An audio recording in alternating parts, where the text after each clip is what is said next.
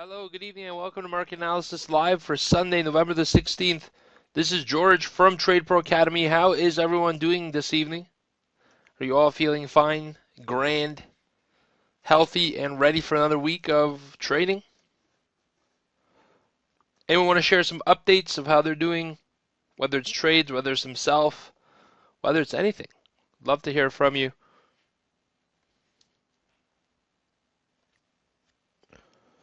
All right, well, in that case, let's get started. If you can hear me loud and clear, can someone just confirm whether they can see the screen and they can hear the volume? We'll get rocking. A lot of stuff on tonight's menu. Japan just released a recession number on the GDP, negative 0.4%, which is really interesting to us. Japan's experiencing a recession at this moment. There's 2 quarters in a row of a negative GDP. So after providing all that stimulus measures, they increased their the amount of money they're printing. The printing press is on, and it seems like it's for a good reason. We have some negative GDP numbers coming out. So that was interesting to note. Let's get started with tonight's webinar. We're going to talk about a whole bunch of things: oil, gold. We're going to talk about a Tesla trade setup as well. There's a lot on the fly. So before we get started, remember the information in tonight's presentation is for educational purposes only. Take trades based on your own analysis. It's your money. You're risking it, so make your own decisions. All right, guys, just be here for education and really do some analysis along with us here. So we'll get started. I'm just curious, could everyone hear me here?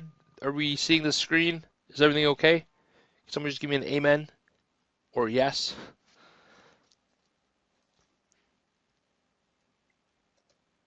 Okay.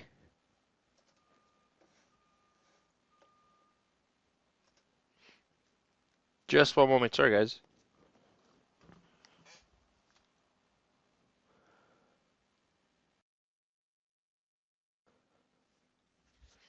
All right, we'll continue here with the webinar so far. What are we going to talk about this week? Cheap oil's benefactor. Who do you think that might be? Well, the oil the last couple of weeks has been getting absolutely hammered. I'm going to show you a quick chart of what it looks like right now. I'll take you to the charts. We're going to go on commodities. There we go. We're going to choose CL3056 crude oil continuous contracts. Here you go. Here's what that looks like. We're getting absolutely clobbered to the downside. Gold, or sorry, not gold, oil, OIL, sub $80. So here we are. We had a nice triangle that was getting pinched in. We had a breakout, and we actually had a phenomenal trading opportunity there. Here's what that triangle looked like from '07. Huge support, big resistance as well. Nice breakout. Volume was confirming that trend as well. Was on board, and oil is just getting absolutely pumped. It's getting hammered. I just loaded gas in the car in Canada. We do it per liter. 109 is what I paid. $1.09, and that's on a Saturday. On a weekend, it was that cheap. So there you have it. What's good? Well, yeah, the great thing is FedEx, airlines, all the companies are benefiting from this. That's if they haven't locked their price contracts using futures and hedged all that away. So maybe they've passed that benefit on to a company who's in turn profiting from them. So you never know. It depends on how they're hedging their operations. But either way, here we go. Who's a cheap oil benefactor? Who do you guys think? There's a whole bunch of arrows here, and I'll tell you what those arrows are in just 1 minute. Who do you think benefits from this the most as a state? Well, you would assume it's power-hungry nations, and you would be absolutely correct in that assumption. The Chinese, among others, are responding to the lower oil price with additional demand. The Saudis are definitely benefiting because they're the ones selling the oil at a profit. All the other nations can't generate a profit with this low of a barrel price. They do generate a profit, but not as hefty of a profit. Saudi's extraction and refinery costs are much lower.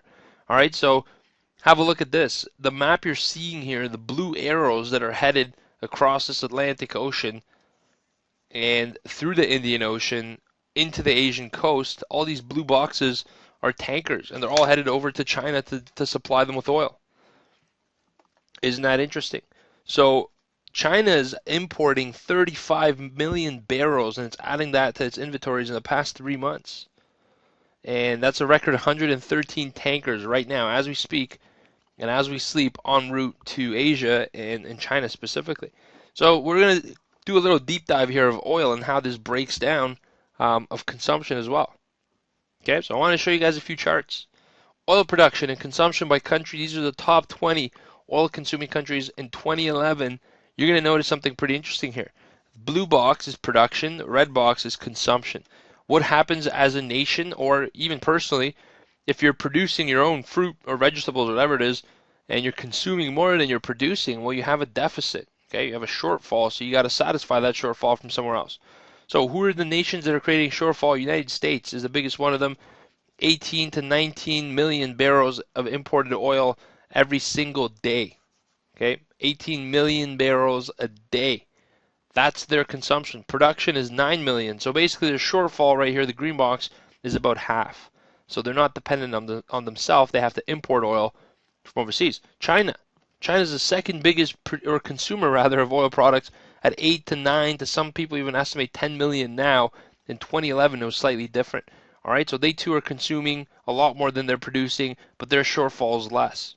Japan, absolutely obliterated by the consumption they're making, and they have absolutely no production, so they're almost entirely reliant on importing oil. So who are the exporters if United States, China, Japan, and India are the net consumers? Well, look at this. Who are the ones that are positive? We start getting positive. Saudi Arabia, who produces 11 million barrels but uses just 3. That's where a lot of their economy comes, to satisfy the demands of the 3 here on the left. That is Brazil, Russia, Germany, and on goes the chart. You can see just about every other nation is working hard to produce and export oil to satisfy the demands of 1, 2, and 3. USA, China, and Japan. All right? They're the ones that have massive deficits at the cost of the surplus from Saudi Arabia and Russia. Yeah, there's some other nations here on the left as well, but this is a massive one. Okay, so interesting stuff. Now, let's look at some more stuff. World consumption trend. All right, this is oil consumption by country from 1980 to 2010. The following countries, US, China, Japan, always at the top. Well, the trends are different, though, because from the 80s to about the early to mid-2000s, there was a boom economically, and there was a boom in consumption as well of oil. And there you go. But something interesting has happened for the last decade or so. The prices, or the consumption rather, of oil has been decreasing in the United States. What do you guys think is causing that decrease? Anyone? All right. I'll give you guys a few suggestions. United States consumption is declining, basically, based on a push for fuel efficiency. Out there, California leads the charge in that front. They're really pushing for fuel-efficient vehicles, and it's really decreased real incomes of consumers. They don't have as much money to afford gas. All right, those Hummers, they're not humming so much anymore. Those hybrids, those Toyotas, they're the ones making the noise, even the electrical vehicles. Put it this way, 87% in the United States of the consumption of petroleum and oil is turned into fuel for cars, trucks, and airplanes. Another 13% is for use in chemicals, plastics, medicine, etc. Fringe products, all right? And natural gas is also a byproduct of oil, all right? When we say byproduct, it's actually a product of it. It's used for electricity generation and home heating as well. Okay, so in the United States, consumption is declining on a push for more efficient vehicles. That's one of the main reasons.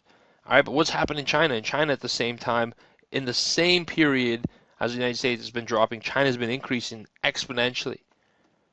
All right, Japan, well, it's been slightly decreasing, but more so been stagnant around 5 million barrels.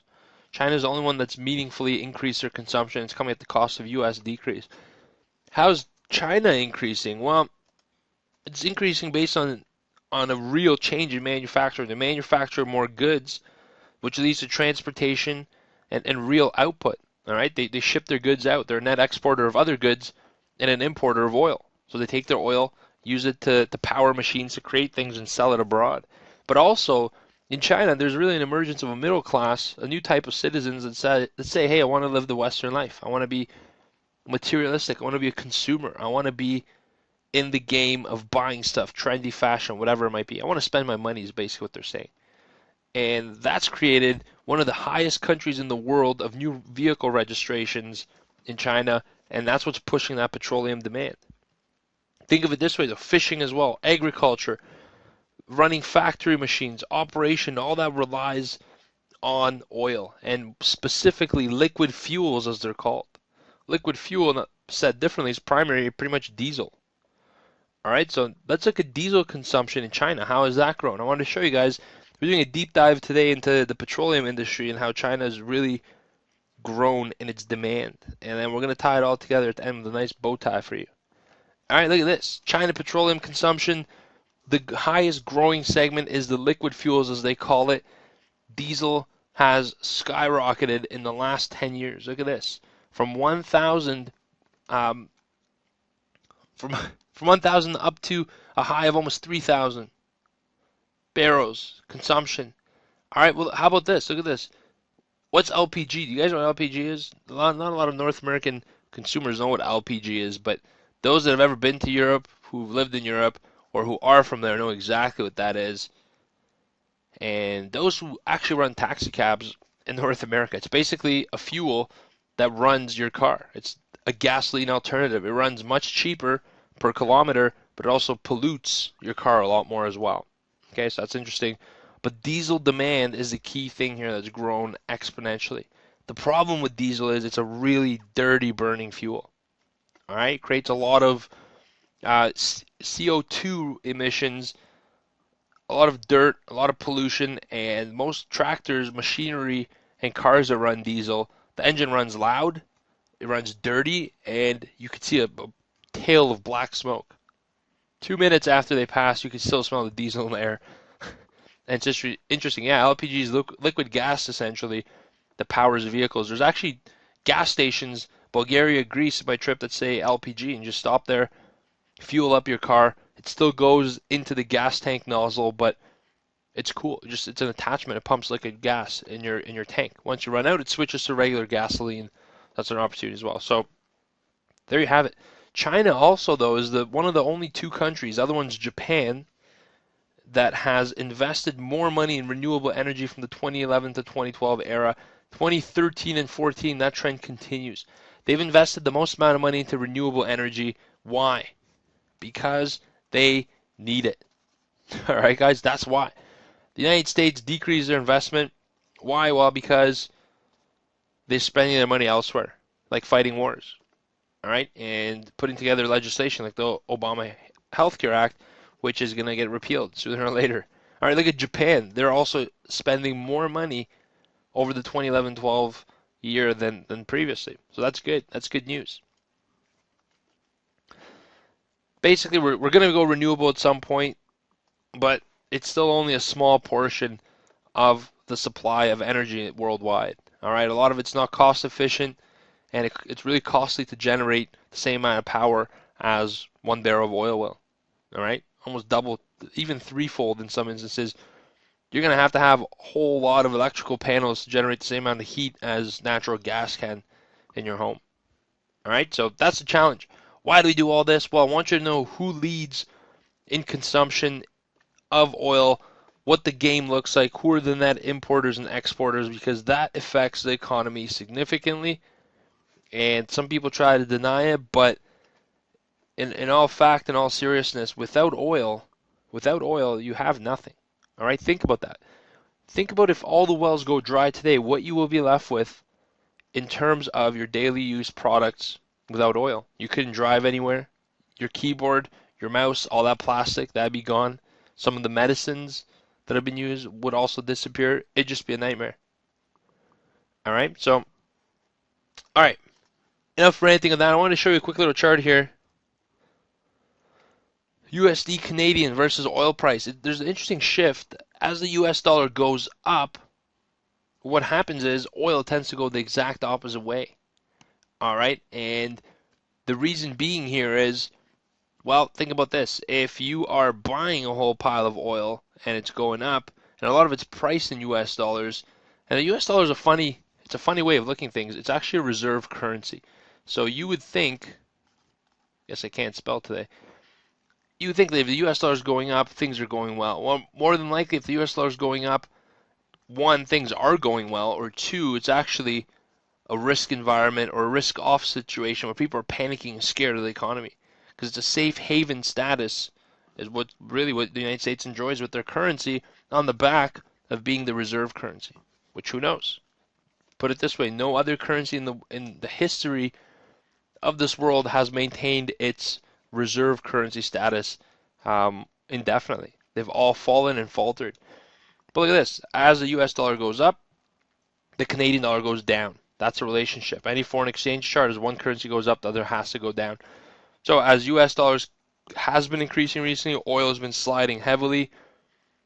All right, and so too has the Canadian dollar. So for our Canadian friends out there, the dollar gets hammered every time oil goes down. Why? Well, because we're heavily invested in that industry. Now, when we add in the TSX as well, some interesting things happen. Oil has actually been a pretty good leading indicator for when markets are going to go in for a correction. Have a look at this. As far back as 2010, for example, look, the market's chugging along the blue line here. Suddenly, oil starts taking a fast and quick dip, and it pushes the market down. All right, market spikes over here in oil. Oil starts dropping first, so it has this little pop and drop and continues to drop, and then the market's pulled into a retreat over through here. Once again, look at this, early 2012. Oil starts to drop first, market's still holding its highs, starts to tank seriously, market goes in for a retracement. Every single time you can see oil has led the sell-off here. I guess it sort of failed, has led the sell-off, and then the market's come in for a dip. Well, why do I bring this up? Oil prices getting hammered, US dollar going up, and market is still at an all-time high. So can this be a precursor to some of this? That's the question. Really, this whole thing and this whole segment's been focused on that, answering that question. Can that happen? And if it does, what's the impact going to be? Well, it seems almost like a potential for a perfect storm. I know we're talking about this little trumpet pattern here that's been ongoing. And how is this going to end? Well, there's two ways. One is it breaks out and continues upward. The second way is to go down for a retracement and follow oil. Statistically, how it's done pretty much a lot of the times back here that I've just demonstrated. So that's interesting to see. So will oil sustain its downward price? Let's try to make a rebound. We have to see that this week. Keep your eyes peeled. That's going to dictate a lot of how the market goes. That and it's off to a pretty bad start, actually, because Japan, just a couple hours ago, actually about an hour and 20 minutes ago, came out and said our GDP is negative once again for a second quarter in a row. So they're officially in recession once again. Interesting stuff. Japan, you'll remember, is a country that's a net importer of oil. They pretty much have no oil generation on their own. All right, so there you go. Quick little overview of oil consumption in the world and demand, who's who, the key players. Hopefully you enjoyed it. I figured we'd take a deep dive rather than going to several different locations in tonight's segment. Any questions so far? Did you enjoy it? Before we jump into the meat of our webinar and doing some tactical analysis. Oh, before we get there, I want to show you something. I noticed something interesting on Friday, and on S&P 500, a lot of people ask you, George, why don't you trade SPY? Those are some of the most liquid option contracts out there on the market. SPY, triple Q as well, which is the NASDAQ, and DIA. All right, those are the three ETFs that mirror the indices. And well, what I will tell you is two reasons I don't trade them. One, I've got no patience for how they move. There's a lot of whipsaws and fake outs, and I'll show you that in 1 second. And two, it's really driven by a lot of algo and computer trading. And let me give you an example here. Imagine that you were bullish and you'd say, I want to take a breakout trade, and you set your entry here. Well, guess what? Your stop got hunted. You got stopped out, losing trade. You're saying, all right, fine, we got a day low. On the break of the low, I'll take put options. You do that, price pops back up. You just got stopped out. Pops back off above the previous high, which would again trigger you on a trade. Look at that. So you got faked out 1, 2, 3, 4 times to the upside. 1, 2, 3 times to the downside. Actually, it'd be 3 because the first one will be your initial entry. So 1, 2, 3, 3 downside, all in a day's work, guys. Wouldn't that stink? Absolutely, it would. So basically, what's going out there on a lot of the major indices and the ETF trading, be very, very careful trading ETFs based on the broad markets because there's a lot of money at play. Wherever there's a lot of money, there's a lot of people and a lot of incentive for some foul play. All right? So don't get your stops hunted. That's the game. That's what they call stop hunting. It means the company says, oh, I know where your stop loss is. I'm going to get it wiped out and move the price in the opposite direction. Very profitable business. for algos, for brokers, but not for you as a trader. Okay, any questions before we jump into tonight's analysis, if you will? We've had a wildly profitable week, that's correct. This is Peters here. I'll share a nice little fact with you guys. Apple recently, as of the close of Friday, has become higher valuation than Italy, Singapore, and Russia's stock markets individually, not collectively, individually. So it's worth more than the entire combined stock value of those three countries. It's a pretty interesting development there. I thought that was pretty funny. It puts things in perspective of the market cap of the company. So Peter's celebrating by playing Angry Birds on his iPhone 6 today. I could tell. All right, let's have a look at some sentiment indicators. We're celebrating because we made a great trade on it, by the way, so we'll talk about Apple in a second as well. Some sentiment indicators, MMFI, number of stocks above the 50-day moving average. We're at 64.15 reading, a reading at which we've turned or pivoted at before several times. So we're starting to see some bearish potential to the downside. We're slightly overbought, SOB, which uncoincidentally is another abbreviation for something else. But we're slightly overbought. All right, look at some of the weekly economic releases. This past week, what do we have? We had unemployment claims. We covered this on Wednesday's archive, actually, and the only thing we didn't cover is pretty much the Thursday and the Friday. Unemployment claims came out at 290K, slightly higher than expected. All right, the rest of the economic news was positive. Actually, we talked about this on Friday, and the Friday's midday update, which hopefully you guys enjoyed. The only thing we didn't have, I think, at the time was the 89.4 reading. Consumer sentiment's positive, just slightly good. Overall, I'd say it's an average week. Averagely bullish, I guess, on the economic front. But just keep in mind, retail sales slightly higher, 0.1%, which I would call it pretty much even keel. And we're getting into holiday season right now. All right. In fact, a lot of stores are saying, you know what, there's no more Black Friday for shopping and really the preseason shopping. They're going online, saying our sales are going to be online. We're not going to be as aggressive in the store. So it's going to be an interesting Christmas season nonetheless. All right. On to this week. What should you watch out for? FOMC meeting minutes, 2 p.m. on Wednesday. That's certainly going to generate some buzz in the markets. Always keep an eye out for that for the same reason it has in the past. All right. As well in the U.S. core CPI, that's going to give us a quick little look at how inflation's doing. I'll give you some news. Inflation's lower than expected. All right, so we're not in deflation, but we're certainly close. And inflation outlook for the entire year's dropped from 1.6 to 1.4 from a lot of economists. That's kind of the headline number. The core CPI month to month, it's looking more negative. So there you go. Inflation, no such thing. Go out there and buy goods cheaper while you can get them. Unemployment claims, we'll get that on Friday, or Thursday rather. And Friday, Draghi's going to be speaking once again in the Euro at 3 a.m., so you're probably not going to get a chance to hear that. Okay, so it looks like a lot of things on the chart, but they're all standard. They're all weekly releases. Nothing really sticks out other than, obviously, Wednesday at 2 p.m. It's the only one you should really keep your eyes out for. We could find out pretty much. The next thing we try to look for is interest rates. When are they going up? And labor markets. Are people being employed more rapidly? Are they making more money? Two answers for you, no and no. All right. Let's do some technical analysis. It's about that time. We get in there, we pop open the charts, and we have ourselves some fun. All right. Let me just call it up right here.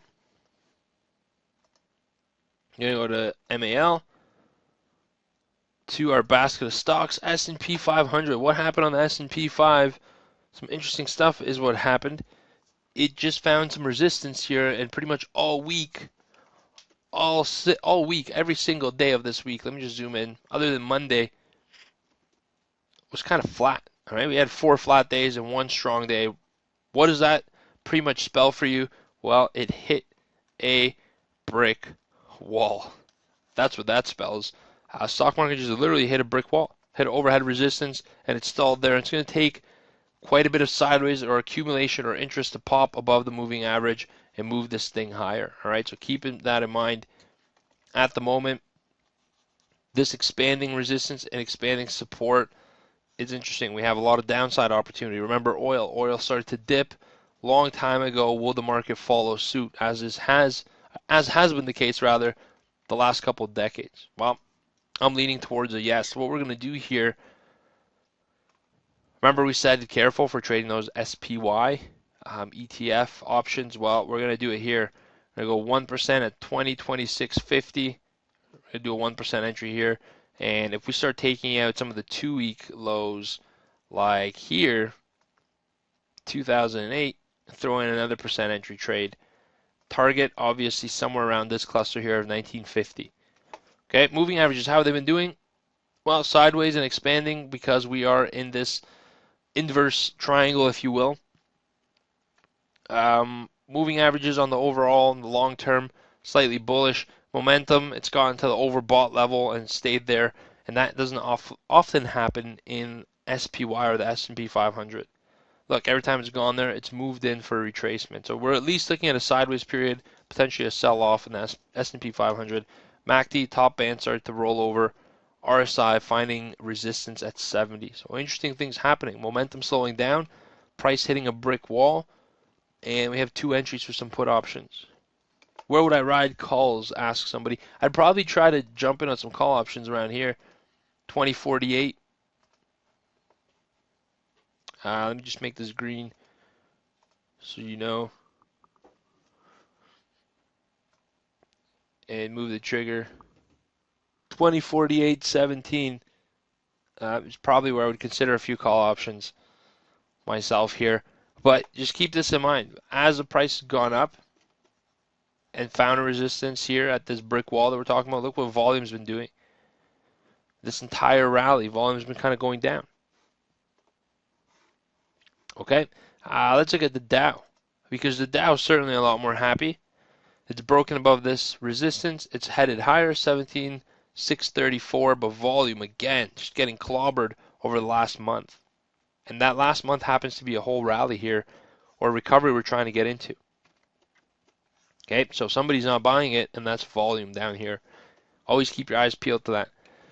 Moving averages bullish, obviously long and short term. Momentum looks the exact same as S&P 500. And the one thing that I guess is slightly more bullish is the fact that we're in the middle of a channel. Okay, so we're closer to the upper range of that channel, but there's certainly some more room to the upside on the Dow. Somebody asked, can they move differently over a long period of time? I'm assuming you mean S&P 500 and the Dow. Is that what you mean? So if that's your question, yes, they can. They can definitely move away from each other, but they tend to come in and close that discrepancy if it does exist. All right, so keep that in mind. Things can go incredibly off the wire. It could go up, it could go down. It will exceed your expectations, and then it could turn. Never try to guess where it's going. Just go with it. Remember, you're not a leader in trading, you're a follower. Unfortunately. CompQ, aka NASDAQ, aka Triple Q ETF, symbol for trading it. It did a little rectangle, now it broke out, but again, weak volume. Terrible volume. Moving averages are obviously going to be bullish, but momentum looking the exact same as S&P 500 and Dow Jones. So while Dow Jones and NASDAQ look like they're gone higher, volume doesn't support that, and momentum's rolling over and flattening out. Okay, so we're probably in for a retracement, and we're going to see a few black candles this week. Okay, that's how equity markets look overall. Any questions so far? Comments or concerns?